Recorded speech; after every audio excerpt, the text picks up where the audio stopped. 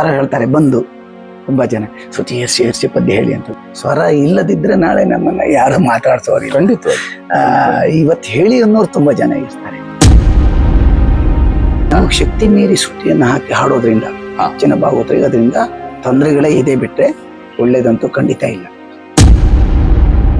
ಸಾಧ್ಯವಾಗದಿದ್ದಷ್ಟು ಶ್ರುತಿಯನ್ನ ಹಾಕಿ ಪದ್ಯವನ್ನ ಹೇಳಿ ಸ್ವರವನ್ನ ಕಳ್ಕೊಂಡು ಸ್ವರಕ್ಕೆಪ್ಪಾದವರು ನಾವು ನಮ್ಮ ಸುಬ್ರಹ್ಮಣ್ಯ ಆಚಾರ್ಯ ರಾಘವಾಚಾರ್ಯ ಪದ್ಯ ಹೇಳ್ತಿರುವಾಗ ಚಂಡೆ ಮದ್ಲೆಗಳನ್ನ ಹೆಚ್ಚು ಗಟ್ಟಿ ಬಾರಿಸ್ಲಿಕ್ಕೆ ಅವಕಾಶ ಅಂದ್ರೆ ಕೊಡೋದಿಲ್ಲಕ್ಕಿಂತ ಹೇಳ್ತಾರ. ಪದ್ಯ ಹೇಳುವಾಗ ಮದ್ಲೆ ಚಂಡೆ ಗಟ್ಟಿ ಬಾರಿಸಿದ್ರೆ ಸಾಹಿತ್ಯ ಜನರಿಗೆ ಅರ್ಥ ಆಗುತ್ತೆ. ಈ ಚಾಲುಗಳು ನುಡಿತಾ ಇರುವಾಗ ಆಲಾಪಗಳು ಬೇಕಾ? ಅವರು ಚಾಲು ಬಾರಿಸ್ತಿರುವಾಗ ಒಬ್ಬ ಕಲಾವಿದ ಕುಣಿತಿರುವಾಗ ನಾವು ರಾಗ ಹಾಕೊಂಡು ಅದನ್ನ ಎಳಿತಾ ಇರುವುದು ಒಂದು ಕಡೆ ಅಸಂಬದ್ಧವೂ ಹೌದು. ಎರಡನೇ ಚಂಡೆ ಮದ್ಲೆಯವರಿಗೂ ಸ್ವಲ್ಪ ಕಿರಿಕಿರಿ ಆಗ್ತದೆ. ಅದರಿಂದ ಒಂದು ವೇಷ ಒಬ್ಬನಿಗೆ ಹಾಕಿದ್ಮೇಲೆ ಅದು ಮಾಡೋಕ್ ಆಗೋದಿಲ್ಲ ಅಂತ ಹೇಳಲಿಕ್ಕಿಲ್ಲ. ಅವ್ನು ಸಣ್ಣದಾದ್ರೂ ಮಾಡ್ಬೇಕು, ದೊಡ್ಡದಾದ್ರೂ ಮಾಡ್ಲೇಬೇಕು. ಇಂದ್ರ ಶೆಟ್ರು ಹಾಗೆ ಒಳ್ಳೆ ಸ್ವರ. ಅವ್ರು ಸ್ವಲ್ಪ ಪಾಪ ಶಿಸ್ತನ್ನ ಮೈಗೂಡಿಸ್ಕೊಳ್ಳೋದು ಕಡಿಮೆ ಆದ್ರಿಂದ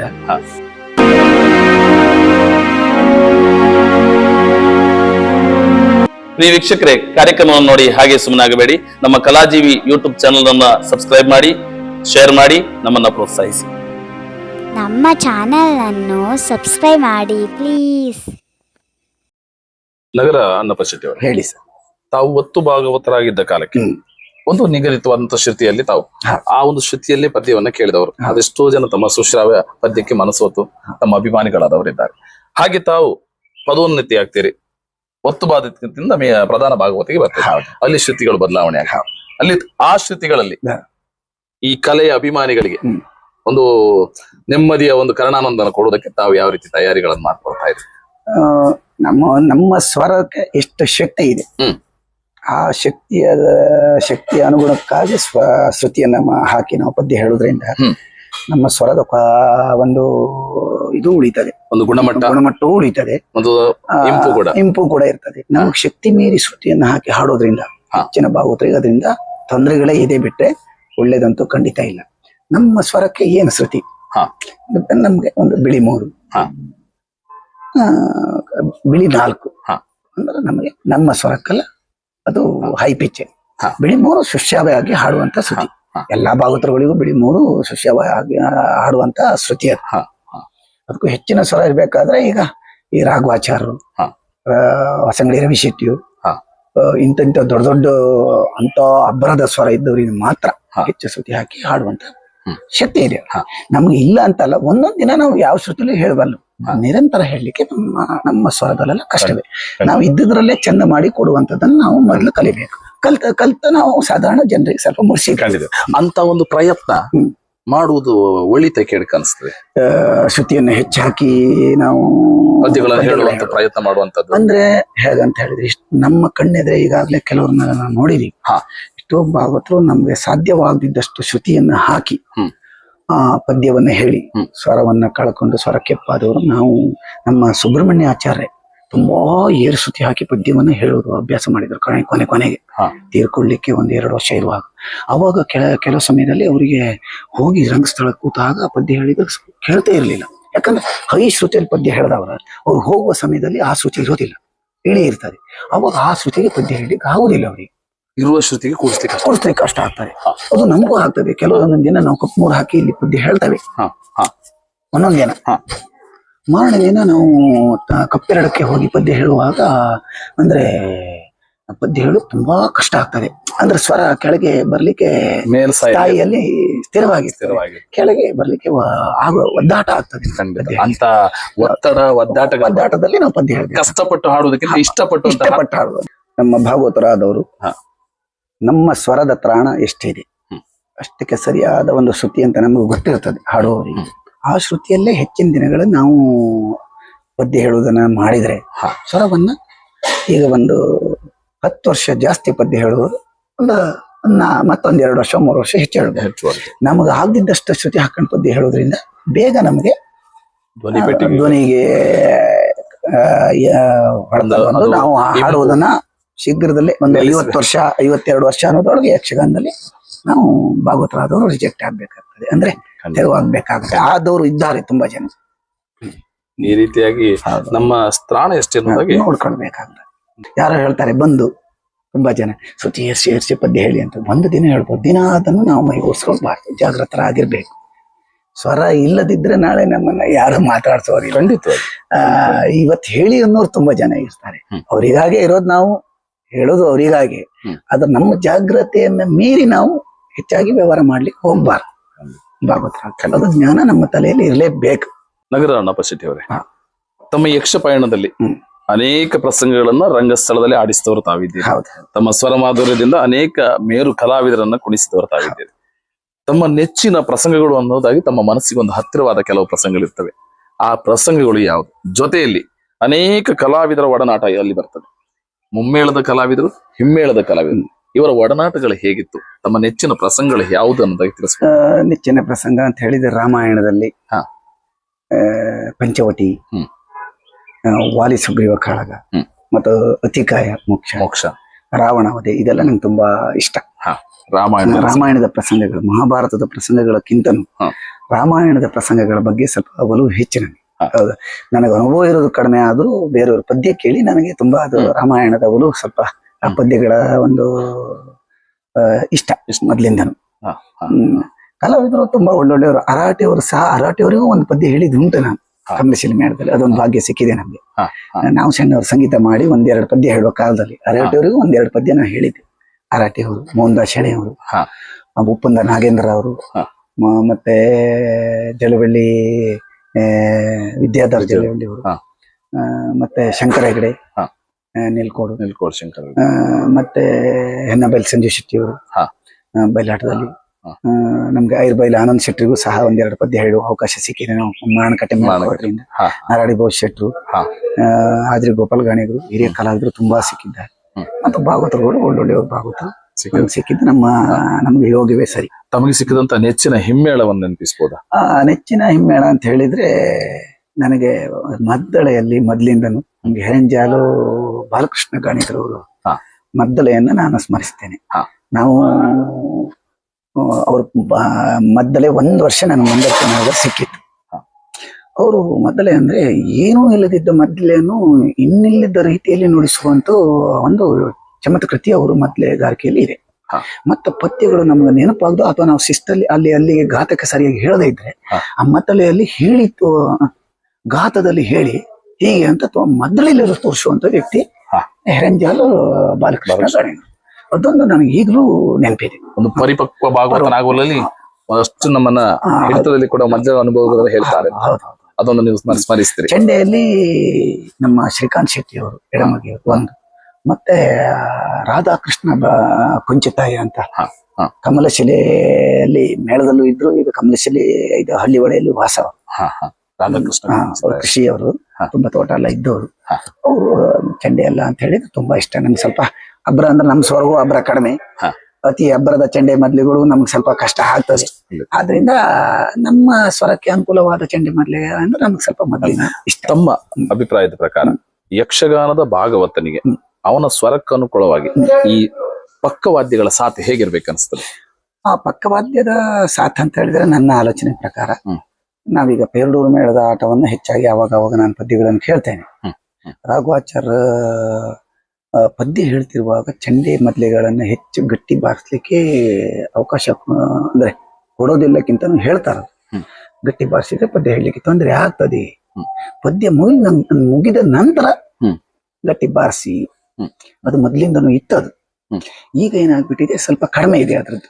ಅಂದ್ರೆ ಪದ್ಯ ಹೇಳುವ ಸಮಯದಲ್ಲಿ ನುಡಿಸುವುದು ಸಣ್ಣ ನುಡಿಸಿ, ಹೇಳಿ ಆದ ನಂತರ ಈ ಚಾಲುಗಳ ಕುಣಿತ ಹಬ್ಬವಾಗಿ ಬಂದ್ರೆ ನೋಡುವವರಿಗೂ ಕೇಳುವವರಿಗೂ, ಮತ್ತೆ ನಾವು ಪದ್ಯ ಹೇಳುವಾಗ ಮೊದ್ಲು ಯೋಚನೆ ಗಟ್ಟಿ ಬಾರಿಸಿದ್ರೆ ಸಾಹಿತ್ಯ ಜನರಿಗೆ ಅರ್ಥ ಆಗುತ್ತೆ. ಅದು ಸತ್ಯ. ಈ ದೊಡ್ಡ ಸ್ವರದವರು ಹೇಗಾದ್ರೂ ಅರ್ಥ ಆಗ್ತದೆ. ನಮ್ಮದು ಎಲ್ಲ ಸಣ್ಣ ಸ್ವರದ ಭಾಗವತ ನಾವು ಮೆಲೋಡಿ ಸ್ವರದವರು. ನಮಗ ಒಂದು ಮೊದ್ಲೇ ಪೆಟ್ಟು ಒಂಚೂರು ಗಟ್ಟಿ ಬೇಯಿಸಿದ್ರು ನಾವೇನು ಶಬ್ದ ಹೇಳಿದ್ದೇವೆ ಜನರಿಗೆ ಅರ್ಥ ಆಗ್ತದೆ. ಅದನ್ನ ಅವರು ಪರಿಗ್ರಹಿಸಿ ಚೆಂಡೆ ಮೊದ್ಲೇ ಬಾರಿಸಿದ್ರೆ ನಮಗೂ ಒಳ್ಳೇದು, ಅವ್ರನ್ನೂ ಗುರುತಿಸೋರು ಸಂಖ್ಯೆ ಬಲ ಹೆಚ್ಚಾಗ್ತಾರೆ. ಎಲ್ಲರೂ ಜನರಿಗೂ ನಾವು ಒಳ್ಳೇದು ಕೊಡ್ಲಿಕ್ಕೆ ಆಗ್ತದೆ. ಅಂತ ನನ್ನ ಸಾಮೂಹಿಕವಾಗಿ ಒಂದು ಒಳ್ಳೆ ಒಳ್ಳೆ ಕಾರ್ಯಕ್ರಮ ಕಾರ್ಯಕ್ರಮ ಕೊಡ್ಲಿಕ್ಕೆ ಆಗ್ತದೆ. ಒಟ್ಟಾರೆಯಾಗಿ ಚಂಡೆ ಮದ್ದಲೆಗಳು ಭಾಗವತರಿಗೆ ಪೂರಕವಾಗಿರ್ಬೇಕು, ಭಾಗವತರಿಗೂ ಪೂರ್ವಕ ಆಗಬೇಕು ಮತ್ತು ಅನುಭವಿಗಳು ಚಂಡೆ ಮದ್ದಲೆಗಳು ಇರ್ತಾರೆ. ಇದ್ದಾಗ ನಾವು ಪದ್ಯ ಹೇಳೋದು ಜಾಗೃತವಾಗಿ ಪದ್ಯ ಹೇಳ್ಬೇಕು. ನಮ್ಮ ಇಷ್ಟ ಬಂದಾಗಲ್ಲ ಪದ್ಯ ಹೇಳಿದ್ರೆ ಅವ್ರಿಗೆ ನೋವು ಆಗ್ತದೆ. ಚಂಡೆಯವರು ಮೊದ್ಲವ್ರಿಗೆ ಗೊತ್ತಿದ್ದವ್ರು ಇರ್ತಾರೆ, ಅನುಭವಿಗಳು ಇರ್ತಾರೆ. ನಾವು ಒಟ್ರಾಸಿ ಯಾವ್ದೋ ರಾಗ ಹಾಕೊಂಡು ಯಾವ್ದೋ ಪದ್ಯಕ್ಕೆ ಯಾವ್ದೋ ರಾಗ ಹಾಕಿ ಅವ್ರಿಗೆ ಮನ್ಸು ಏನ್ ಪದ್ಯ ಹೇಳ್ತಾರೆ ಇವರು ಅನ್ನೋದಾಗಬಾರ್ದು. ಅವರಿಗೂ ಸಾಧಾರಣ ಹೇಳಿದಾನೆ ಅಂತ ಆದ್ರೂ ಕೊನೆ ಪಕ್ಷದಲ್ಲಿ ಆ ಒಂದು ಸಂತೃಪ್ತಿ ಯಾರು ಅವ್ರಿಗೆ ಇರ್ಬೇಕು. ಆ ರೀತಿಯಲ್ಲಿ ನಾವು ಆದಷ್ಟು ಜಾಗೃತರಾಗಿ ಭಾಗವತರು ತಮ್ಮ ಇಚ್ಛೆಯಂತೆ ವರ್ತಿಸದೆ ಸ್ವಲ್ಪ ಇನ್ನಿಡಿದ್ರೆ ಗೊತ್ತಿದೆ, ನಾವು ಗೊತ್ತಿದ್ದಾಗೆ ಸ್ವಲ್ಪ ಪದ್ಯ ಹೇಳ್ಬೇಕು ಅನ್ನೋ ಮನೋಭಾವದಲ್ಲಿ ಪದ್ಯ ಹೇಳಿದ್ರೆ ಸ್ವಲ್ಪ ಒಳ್ಳೆ ಅಂತ ನನ್ನ ಆಲೋಚನೆ. ಖಂಡಿತವಾಗಿ. ನಗರ ಅಣ್ಣಪ್ಪ ಶೆಟ್ಟಿ ಅವರೇ, ಭಾಗವತಿಕೆ ಅನ್ನುವಂಥದ್ದು ಪ್ರಧಾನವಾದಂತ ಒಂದು ಜಾಗ. ಹೌದು. ಯಕ್ಷಗಾನದ 1ನೇ ವೇಷವಿ ಭಾಗವತ. ತಾವು ತಮ್ಮ ಅನುಭವದ ಪ್ರಕಾರ ಈ ರಾಗಗಳನ್ನ ಬಳಸುವಂಥದ್ದು ಅಥವಾ ರಾಗಗಳ ಸಂಚಾರ, ಕೆಲವೊಮ್ಮೆ ಒಂದು ಪದ್ಯದಲ್ಲಿ 2 ರಾಗಗಳನ್ನ ಬಳಸುವಂಥದ್ದು, ಜೊತೆಯಲ್ಲಿ ಈ ಸ್ವರ ಸಂಚಾರದ ಆಲಾಪಗಳು, ಇದ್ರ ಬಗ್ಗೆ ತಮ್ಮ ಅನುಭವಗಳು ಹೇಗಿರ್ಬೇಕು ಅನ್ನೋದಾಗಿ ತಾವು ಬಯಸ್ತೀವಿ. ಹೇಗಂತ ಹೇಳಿದ್ರೆ, ನಮ್ಗೆ ಯಕ್ಷಗಾನ ಕೇಂದ್ರ ಉಡುಪಿಯಲ್ಲಿ ಚಂದ್ರಹಾಸ ಪ್ರಾಣಿಕರು ಒಂದು ರಾಗವನ್ನು 4 ವಿಭಾಗವಾಗಿ ಆಲಾಪನೆ ಮಾಡಬಹುದು.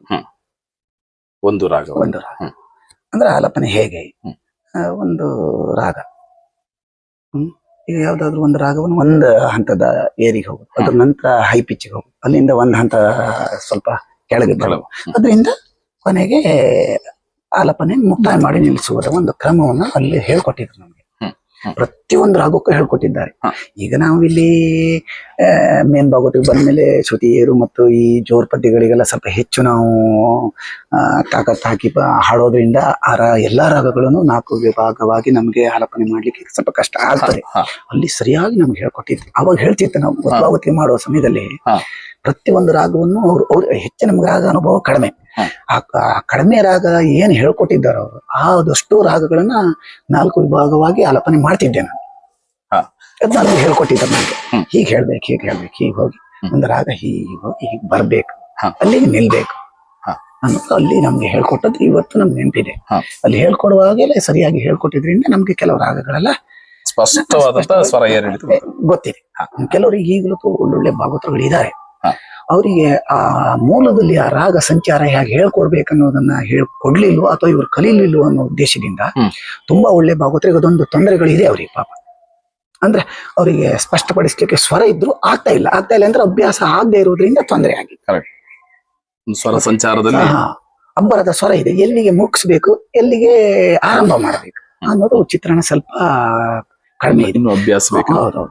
ಅದು ಉಡುಪಿ ಯಕ್ಷಗಾನ ಕೇಂದ್ರದಲ್ಲಿ ಸ್ಪಷ್ಟವಾಗಿ ಆವಾಗ ಹೇಳ್ಕೊಡ್ತಿದ್ರು. ಈಗ ಹೇಳ್ಕೊಡ್ತಿದ್ರು ಗೊತ್ತಿಲ್ಲ, ಯಾರು ಗುರುಗಳಿದ್ರು ತಿಳಿದಿಲ್ಲ ನಮ್ಗೆ.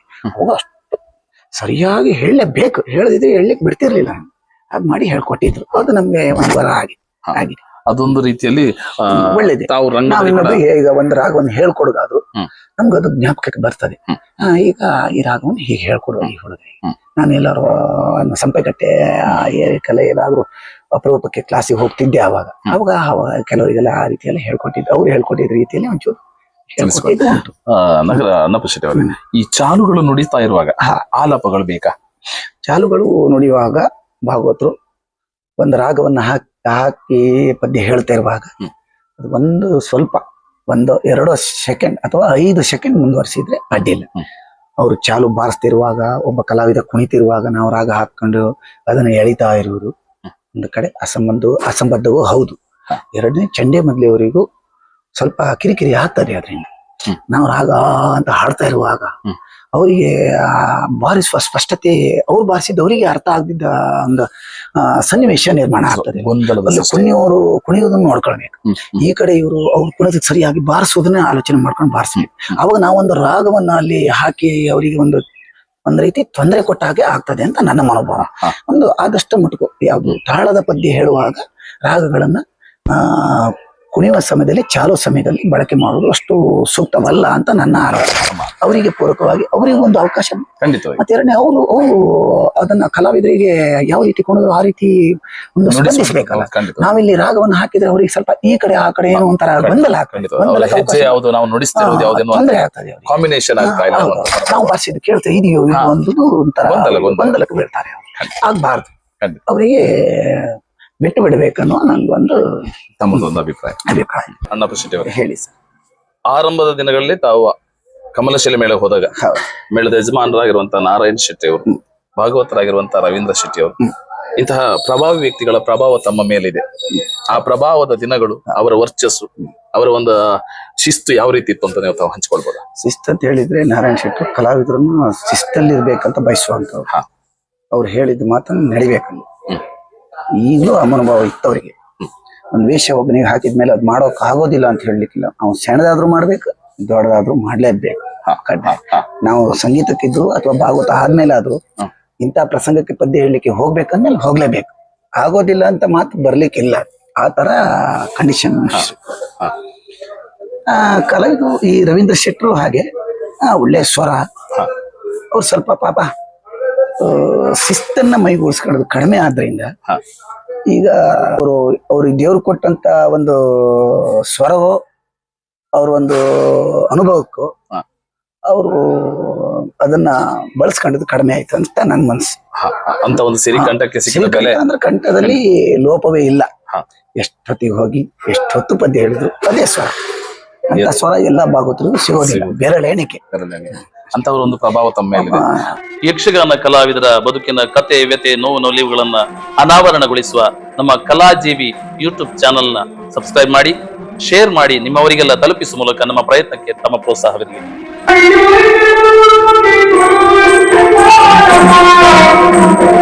Thank you.